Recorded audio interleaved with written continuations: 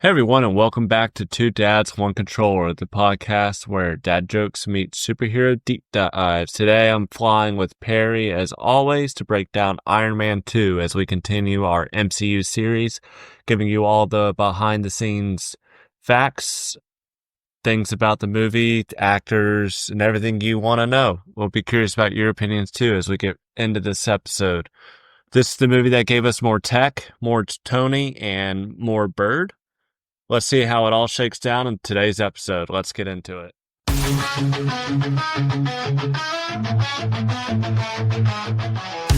dads playing late in the night. Video games shine neon lights. Controlling world, saving the day. Superheroes come out to play.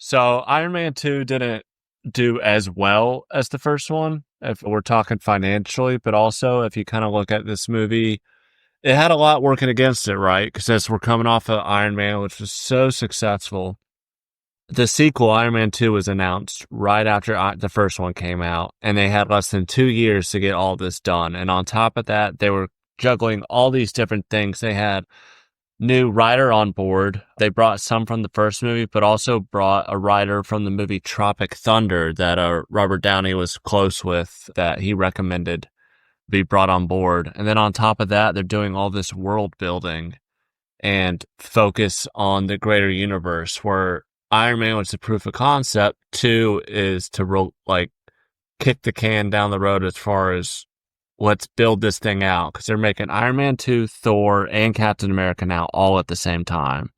And this is before Disney had even gotten the rights to it. So, Perry, I'm curious what your thoughts are on it. I don't know. I feel like Iron Man 2 is kind of a mixed bag of a movie. And when talking about the original movie, I think the original movie pretty much did almost everything perfect in terms of pacing. And I said it before, and I'll say it again. Pacing is like a huge part in movie making.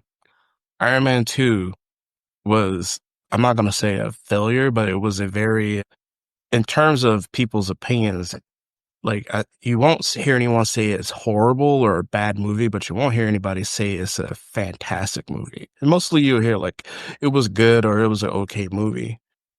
Iron Man 2, I think for some people, it probably was some of the action was probably a little left to desire, maybe, for some people. I think one of the most memorable moments is really the Monaco fight between Iron Man and, I'm going to say, Whiplash. I think that was probably the marquee moment of the movie. But weirdly enough, if I remember correctly, Iron Man 2 made more money than the first Iron Man. So it made a little bit more money, but Iron Man 1 is considered to be the more successful movie, which in terms of money, Iron Man 2 wins, but in terms of everyone's opinion, Iron Man 1 is the better movie. So Iron Man 2 is it's a mixed bag, depending on who you talk to. I personally didn't mind the movie. I liked it. The fight scenes probably could have been a little more.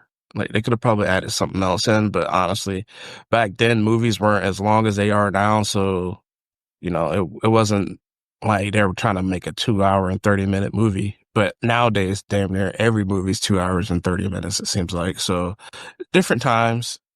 Yeah, I agree with that. I think that because you talk about finances, so Iron Man 1 made $585 and Iron Man 2 made $623. So a little bit better. And sequels usually tend to do better, especially when the first one just did so well.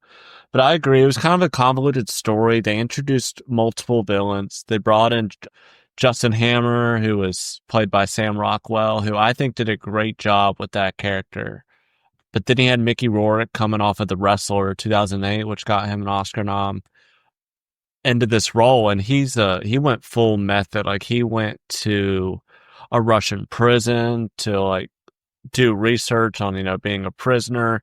It was his idea to add the bird that apparently became its own side character. and even the tattoos behind Whiplash. So he had a lot of involvement in all of that. So it's kind of the first movie was, yeah, you had the 10 Rings, like the terrorist group, but Hmm. the main villain was Jeff Bridges, right? Like Obadiah was the villain, where this movie had multiple villains because you had Justin Hammer with Hammer Industries, and then you had Whiplash as well. And then, of course, they work together.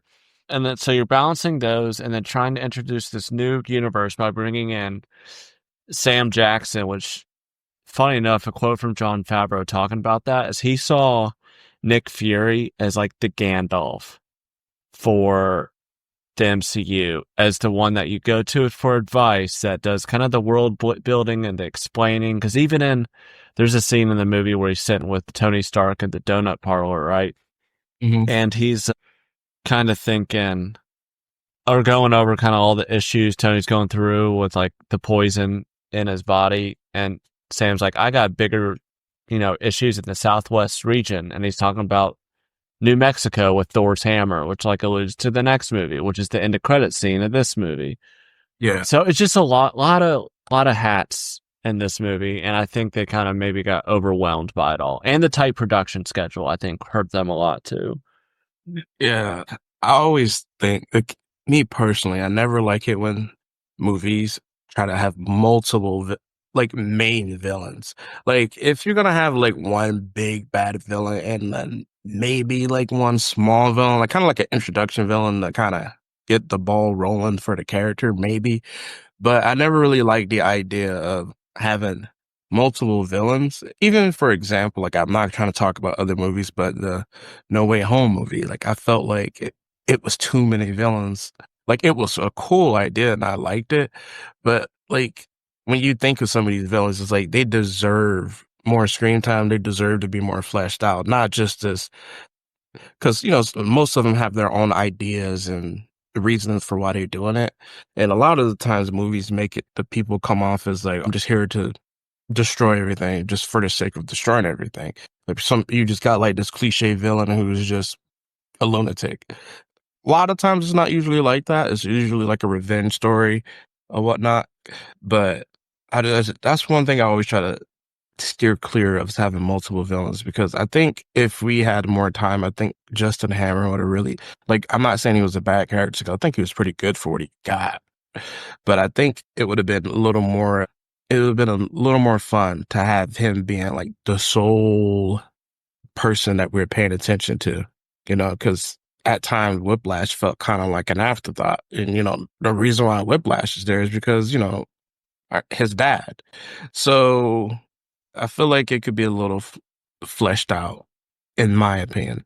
I Fun. agree and disagree in the sense that I agree, having multiple villains is tricky, especially with like what you were saying with No Way Home, of not getting enough screen time. I'm okay with that if like they, and that's what's weird. What No Way Home did that most movies don't really have the chance to do is all these characters were already fleshed out in their own universes, right? And then brought into this. So let's say none of that existed, and then No Way Home was its own standalone. Like, then yeah, I'd be like wanting to know more about these characters and their motives and all that. So the only way I'd be okay with that is if the character is fleshed out at some point. This Yeah, is like a teaser of what's to come or something like that. But with this movie, I mean, we never see Justin Hammer again. We never see Whiplash again. The only big thing that come out of this movie was Black Widow and War Machine. That's it. that's true. And I like the way that they did Black Widow in the movie. Kind of like, she's kind of like the, how would you call it? What is it called? The assistant. What would you call the assistant? It's like a secretary or something. There we go. I couldn't get that out. I couldn't get that word out. I like how they introduce her as like a secretary, because it was simply something she would actually do. Just kind of come on as this young, you know, gorgeous looking secretary that almost any rich billionaire will want to hire. But realistically, she has her own reasons why she's there. I did like that touch. I like that little touch. And I, so when it comes to the whole multiple villains things, I just think it's just, genuinely speaking, as an introduction movie, I don't ever think any introduction movie should have two villains. That's just me. It's just because unless you want your movie to run a little longer, it's just too much to put in. And it's like you have like no, like, not to say care for the villain, like, because usually speaking, most people don't care for villains. I kind of do, but I would just like for it to be a little more fleshed out. I'm gonna use like Civil War for example. Like the villains in Civil War, I like because they did a really good job with the villains there. Like that's just me personally, but like Whiplash, like let's just be real, he just felt thrown at least for me, he felt thrown at. Like he felt like he was just there to attack Tony Stark, like, oh, my father died. He makes like this copy suit to prove to the world that, Tony Stark's human and he can be defeated. And then, that catches Justin Hammer's eye. And was like, I kind of like this guy. He got some spunk. But I just wish they really hammered in more on why Whiplash is here. Like, show more of Whiplash, kind of like going about his day, or just show a little bit more. Give me more character development, not just like this random psychopath that came out of nowhere and just trying to beat Tony Stark's He head. just didn't have like a lot of depth to him, and I know like No. Rourke did what he could, but in the same sense, like they were just this movie had so much going on. Like the big thing was the Stark Expo, right? That was like a huge part of it, and I know they were shopping different ideas to make this movie, and one of it was like to shoot it like in Disneyland and this is before Disney even owned Marvel, which is wild. They decided against that because they're like, logistically, that's going to be a nightmare to shoot. So then they started talking about the World's Fair of, what was it, in 1964 in Queens, New York, right? They had the World's Fair. And what's funny is that the location of the 64 World's Fair, Jon Favreau grew up across the street from there, from the location.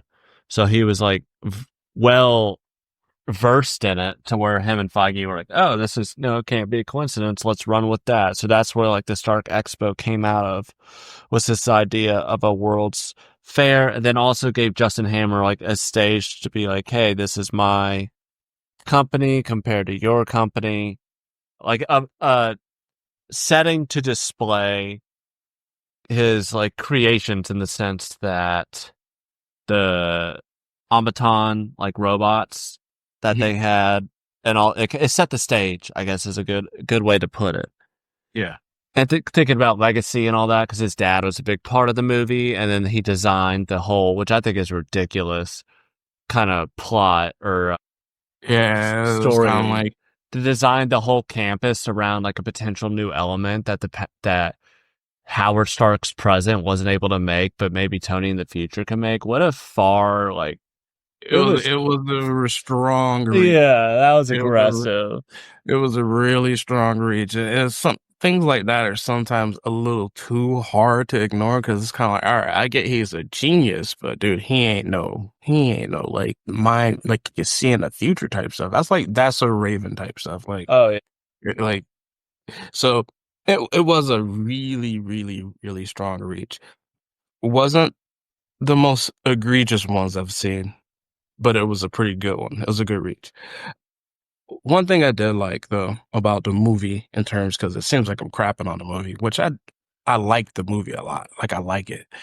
But one thing I did like about the movie was seeing Stark kind of be a little more reckless with his behavior, because, he thinks he's going to die. He's poisoned. that's true. Yeah. Like that. So it was kind of nice to see him a little more, not to say, I guess you would say reckless, because I think anyone in that situation would probably be a little more reckless. And it goes to show, like, even though it looks gravy on one side, he's Iron Man and, he's the richest man in the world, it's not always necessarily the case. There's always something going on, no matter what it may be seen. Everyone's got their demons. Yeah, like, he's trying to figure out how to save himself. But to the world, he seems like a cocky, arrogant, reckless asshole, for the lack of a better word. One thing I would like to talk about a little bit is a little bit how they dove into, I guess I'm jumping a little too far ahead, but the end credits with Thor's hammer with Nick Fury and I think his name is Clark Gregg, the Yeah, Phil Clark Coulson. Phil Coulson. Yeah, I do want to talk a little bit about like how that segue into Thor. How do you like? How did you like the idea of that? Like with Thor's hammer just kind of in the background. They're like, oh, what the heck is it? Like, how did you like that little segue? Because I Well, thought it was pretty interesting. I think that it did what it was supposed to do, and that was say what's next and to build a hype for it, and then they explain it later. Because I mean, that's all it is. Is he's just Yeah. It's like if it's flooding back to me, like the like Phil Coulson's on the phone and whatever, and then it kind of like goes into this canyon crater, and then goes up, and then you see Thor's hammer, and you're like, okay, that's where we're going. Oh, cool, we're getting a Thor because you come off like the end of this movie, emotions are high, like what a great or middle of the road movie. And then it goes to Thor's hammer, and it's like, sweet, we're getting Thor, and then, Thor to Captain America, and then Captain America, I think it then goes to the Avengers. So it's like, it's just building and building and building. So it did what it was supposed to do. Yeah, I liked it personally. Sometimes like some movies that do it like in a weird way. I can't think of the movie right now where like sometimes it's like, oh, you think this is coming up, and then it's like, oh, just joking, this is coming up. But man, I'm trying to think of the movie. There's one movie that kind of did that. It was kind of like it was teasing. It has nothing to do with Marvel. It wasn't like a Marvel movie or anything. I want to say it was a DC movie where like the ending kind of had me confused, thinking, oh, this is coming up, but it wasn't that. It was something else. I gotta figure that one out. But anywho, what would you say the movie overall, like in terms of Iron Man 2? What would you give it, like with 10 being the best, 1 being hot dog water? Here's how I would look at it, right? Like, I've seen a lot of filters that are popular on social media. I might start doing them soon, but it's like a blind ranking, like keep 5, lose 5. And let's say it's the MCU, right? And it just randomly generates movies. If Iron Man 2 popped up, I would put it in the lose list. That'd be on my bottom 5. If I were to make like a keep 5, lose 5. Because the best things that come out of this movie, like I said, were, well, one, there's all the drama with, Terrence Howard, who I think was miscasted to begin with in the first movie. Like, he did what he could, but like, Don Cheadle was better, I think, for that role. And the funny story about that, just to kind of segue into some of the casting, was that Don Cheadle was originally up for the role in the first one, and Terrence Howard ended up getting it. But then because of all the contract disputes and the drama between, like, Terrence argued for RDJ to be on the first one. RDJ got picked up. He was promised all this money on the second one. And instead of giving it to him, they gave it to Robert Downey. So he was mad. So he left the project. So then, and I don't think he'd signed a multi-picture deal. So, because the first actually multi-picture, it was a 9-movie contract, was signed by Sam Jackson because they wanted Nick Fury to be the one that kind of helped piece this. He's like the like focal point, like the gravitational point that pulls all these movies into one universe, right? He's that constant. So he'd signed that. So then they're like, Don Cheadle, they call him and they offer it to him, and he's like at his daughter's birthday party, and he's like playing laser tag. They're like, hey, we need to know in an hour if you want to do this. Also, it's an 8-picture deal. And he was like, I'm going to be in my 50s by the time this is done. Like, do I really want to do this and then, so he's like, can you tell them I'm at my daughter's birthday party? And so they get back to him. They're like, all right, you've got 2 hours. And so he said that him and his wife, like, ducked behind, like, one of the blow up castles or something at his daughter's party. And was like talking about, hey, should we do this? Da-da-da. And I mean, yeah, he ended up doing it, which was great. So it was good to have him. And then the funny story so Scarlett Johansson and Emily, I don't know if you know this, but Emily Blunt was up for the role. And I did not know that. So yeah, Emily Blunt was off the role. I think she'd just gotten off of Devil Wears Prada, which kind of started her career, right?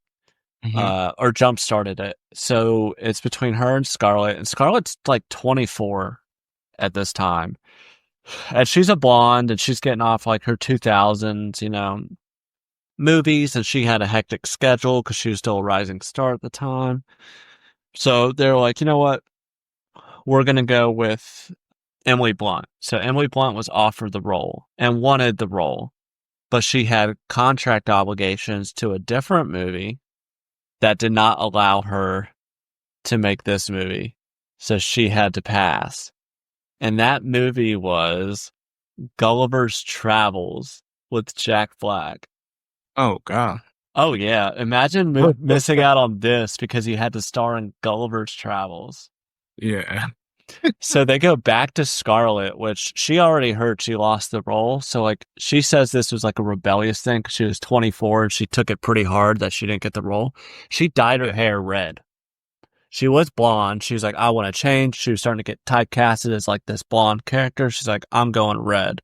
It's like what could have been. And so then when Jon Favreau met with her again and she had red hair, they were both like, this is just fate because he offered her the role. Because, you know, John's an actor, Scarlett's an actor. They get how this all works. Like, there were no hard feelings. And she was like, I would love to take the role.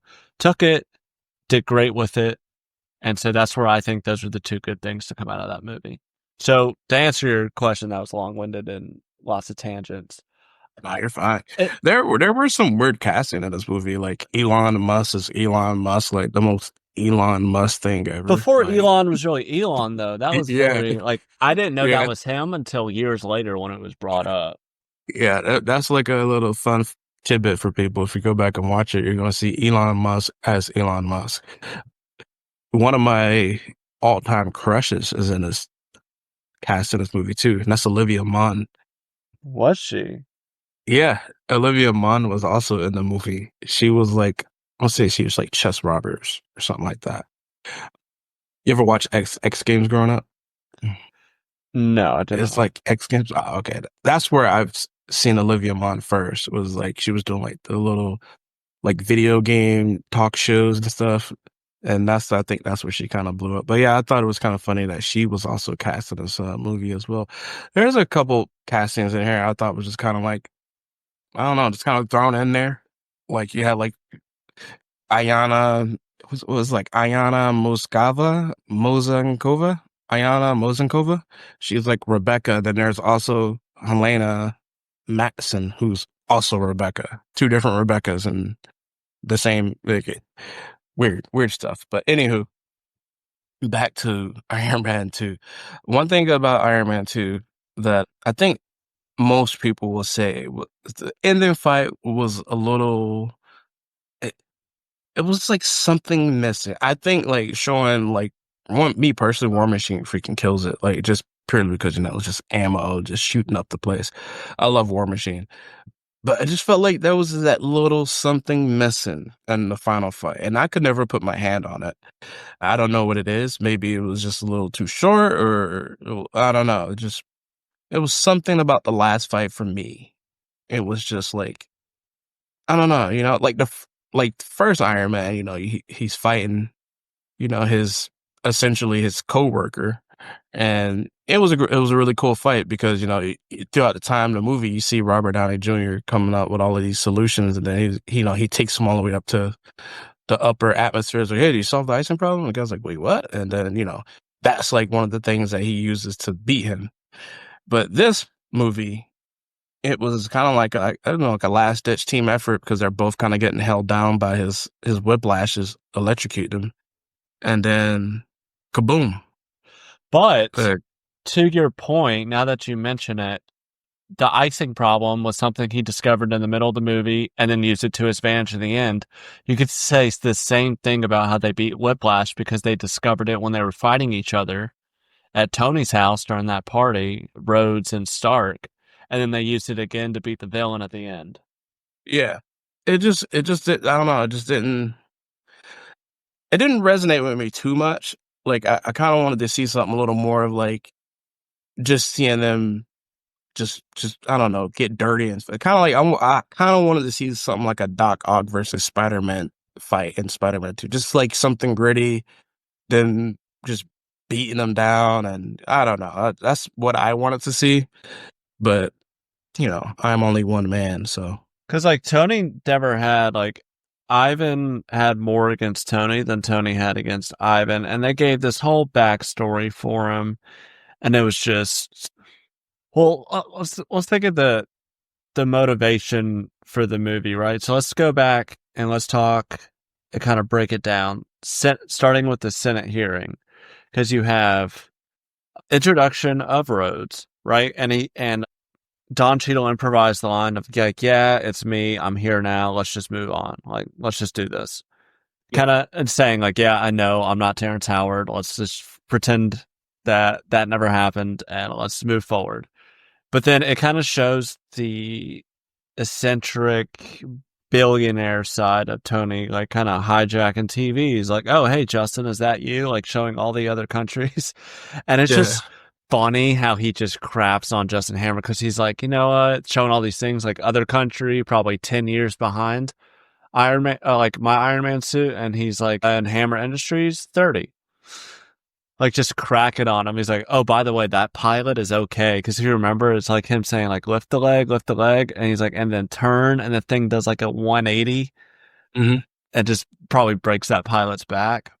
But you go from that scene, right, where apparently also Al Pacino was the backup choice for Justin Hammer.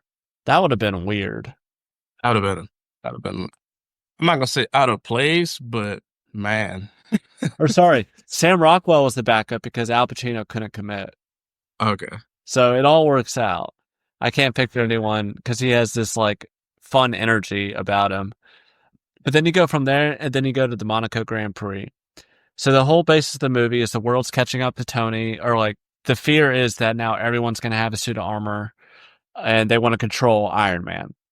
And Tony's like, that's not happening. No one's even close. And then you get to the Grand Prix where Ivan makes his own like sort of suit.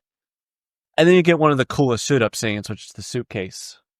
Yeah, the suitcase scene was probably the most 10 out of 10.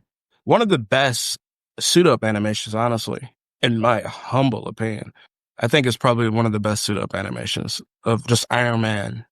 I think those are more creative and better than the nanotech. I think nanotech Yeah. has crippled suits in MCU movies. And I'll talk about it further in like I guess future episodes, but my like 2 second pitch is I hate when people have to in fights like take off their helmet and then put it back on and then take it off to say something and then put it back on and then take it off. Iron Man is I- different because that thing just flips up, like it's kind of cool. But Yeah. nanotech, I hate it. I don't need Spider-Man. I don't need freaking Ant-Man. I don't need everyone's mask coming off with nanotech just to say their line and then it going right back on. And then put it back on. Yeah, I'm over it. And Black Panther, I'm over it because Black Panther started it. So, or sorry, okay, so back to back to Iron Man 2.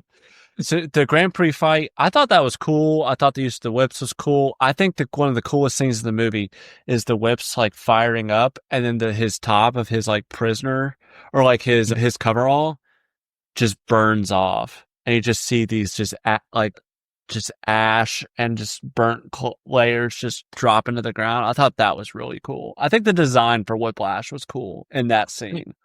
Yeah, no, and it was towards the end of the fight where Whiplash kind of like, I think he had it around Iron Man's neck, if I remember correctly. It was either around his neck or like around his torso area, and like he was kind of like getting electrified. Yeah. And it was looking kind of grim. Like it looked like Iron Man's about to lose. And then like the sound effect of him just getting like shock/toasted was like really good. Like, and it shows like in that moment during the scene, there's no music. Like you're thinking Tony Stark actually might lose this. Like he's getting smoked. He's on his knees, and everyone's watching. Like, get up. There's no music. And then eventually, he eventually gets up, and he's like, all right, I got to beat this guy. And then eventually gets up. He kind of wraps the Whiplash whips around him and ends up ripping his reactor out of his chest and winning the day. Imagine being a fan. You're paying to watch like some Formula 2 something race, and then next thing you know, you got front row seats to Tony Stark versus Whiplash. It's a come up. A big come up. But overall, I love the fight though. I think the fight was pretty good. It was good. I think that they like kind of plot, or I don't know if they addressed it in the movie. I think it's just like the comics where they've done this, or Mhm. TV shows or whatever. But like because it's a suitcase suit, it doesn't have the full capabilities of the other suit. Like I don't think that one can fly. I don't think like it's not as It's very limited, and like yeah.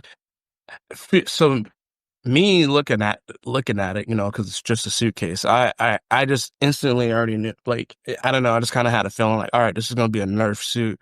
But sadly, it doesn't. It's never. It's not really mentioned in the movie, because people are wondering like he's not doing nearly half the stuff that you would probably think he would do, or what you grow accustomed to seeing him do, like fly around and stuff. But now you just see him as kind of like kick the Rolls Royce out of the way, which I also thought was pretty cool. Like just like him kicking it, and you could see the weight of him in the suit. I don't know. There's everything about I the think scene the was camera shots for that were cool too, where it shows him kicking it and then it gives you like an inside the Rolls Royce view of yeah, the car yeah, drifting yeah, away. I yeah. thought that scene was, and then he goes to face the Yeah. villain. I thought that was really, really cool. I think that scene was well done. So then you go from there, you go to Justin Hammer's factory, which is after Whiplash gets arrested. Hammer, breaks him out of jail. They team up. And then I think that's where the movie kind of falls apart because you have this like relationship between Rockwell and Rourke Hmm. of kind of riffing off each other. And then it becomes about this stupid bird. That And it, oh, I wasn't a big fan of that. If we could delete that whole part out, it'd be great. But then all that led to the final scene. You get the official introduction of Black Widow, where she's just kicking ass, all these cool, fights, moves, and scenes. And I think the funniest part about that is Happy Hogan's off in one corner fighting one dude, and then like Black Widow just takes out the rest of them. hmm And he's like, I got him. And then he turns and there's just all these bodies everywhere. He's like, oh. Happy Hogan has always been one of those characters that I always liked. He's comic relief. Yeah, he's comic relief, but not like egregious comic relief. And like he doesn't know tech either. Like one of my funniest lines, this is in Iron Man 3, but Tony Stark like basically FaceTimes him and Hogan doesn't know, he like does the grandparent Yeah. thing where the phone's way too close to his face. He's like, oh, sorry, is this the forehead of security? Yeah. It's No, so funny. I think it's great because you don't need everybody to be a freaking all-star. And Happy Hogan he just really fills the role really well. He does a good job of comic relief and honestly everything. Like he's not like super egregious, and then later on, he's kind of like a mentor, and he kind of helps out Spider-Man in ways too. Thought it was really cool, like just seeing his character develop. He's had a good kind of progression through all the movies. And I think that getting away from like the Black Widow to like go back to that final fight, right? I think it was interesting. It was different from the first movie, right? Because now instead of one assailant, it's multiple with the robots, and then building up to one, and then it's 2v1 instead of 1v1. So I think they went completely different direction than the first movie. And I thought the choreography, like once they get in the garden, I thought that was really cool. It was GG at that point, like, because Iron Man, he's a little more hands on. Generally speaking, he's a little hands on. He has like his repulsor beams, but then you got freaking War Machine who just kind of anchors down and just starts ripping. Oh, he just uses his hands to hold that one and just Gatling gun, just getting oil all over his face. You're just like, that is awesome. Yeah, I always liked War Machine more than Iron Man in terms of just pure suit. When it comes to just suit, when I was a kid, I'll always much rather be a War Machine because War Machine is just. I wish they showed more in the MCU, just the like, if Iron Man is the lightning, that War Machine's the thunder, right? Like something to show. And they did subtle things here and there. Like there was like more camera shake when War Machine landed to show how much heavier his suit is and like little stuff like that. But I really wish when they really needed like some firepower, they did, I guess, in Infinity War where what did he just drop a bunch of like napalm or something? Napalms and stuff, yeah. Yeah. But I really would like to see them do. Honestly, I wish they did an Iron Man War Machine movie. That's what this was supposed to be. yeah, but like just a more like Iron Man War Machine with War Machine already established, if that makes sense. They Like should have kind of brought him back in 3, but yeah, whatever. like I think it would have been really cool to see War Machine kind of do some things on his own. Like how does he get out of a pinch, or how does like show like his method? You know what I mean? Like how he He's tends to different. go. Yeah, like just kind of show him how he gets through the grits and stuff like that. I think that would have been a really cool movie.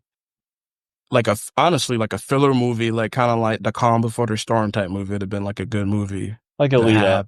Yeah. Yeah, like I think that would have been a really good, like lead up movie. But is there anybody else in this movie I I'd like to don't talk about? think so. I think, like, to round out the movie, it's just the final scene in the garden, and then so they fight all the baddies, end it with the lasers. Rhodey's like, you next time lead with that. It's just because whenever you have two protagonists fighting together, it's always back to back, and it's always so cool.